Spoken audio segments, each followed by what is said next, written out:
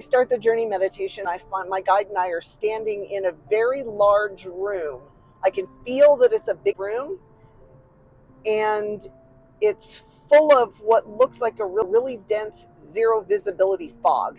This was so dense you could not see your hand in front of your face. I'm asking him, what is this, an entity? I'm not sensing that it has any ability to communicate. So he suggests that we just start clearing it out. This takes a lot of time. Once we get enough of it, about 80% of it cleared out, I realize that we're standing in a very large room with concrete walls. It almost looks like a basement, if I had to guess. As that smoke is clearing, as we're removing it, I start to see beings emerge until there are about 36 dead people just standing there, not talking, not saying anything.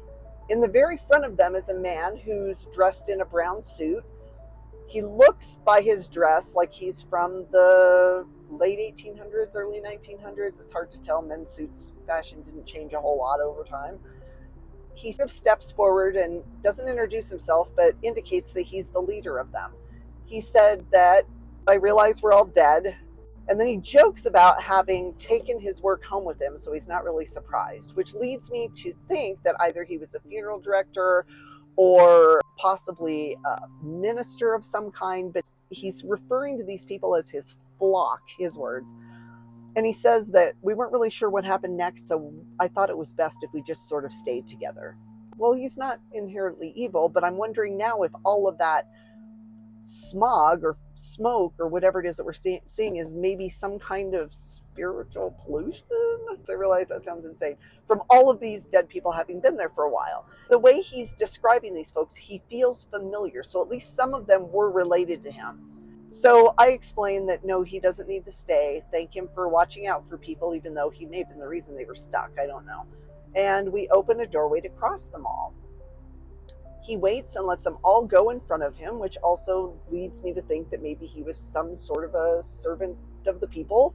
And then he goes through the door after tipping his hat to me. And I realize there's one man that's still sort of standing off to the corner. He doesn't look like he was associated with this group. He looks a lot newer, like a lot more recent by his clothes and the way that he's behaving. I ask if I can help him. He said, well, I'm going to go, but I need you to tell her, doesn't say who her is, I need you to tell her that I saw Mom and the boys and that I'm fine. I get the sense that he died of heart failure, even though that isn't technically what it is that killed him. That's what was written on his death certificate. So maybe it was cancer, and eventually his heart gave out because of that. I'm not entirely sure, but something to do with his heart. He was, I don't know, about 5'10" or 11, had dark hair, kind of slicked back. By his clothes, he looked like maybe the 80s, possibly. He mentioned someone named Irma. Tuck that bit away for a bit because I forget to tell the client about that later. And then he crosses, and we see why we're really there.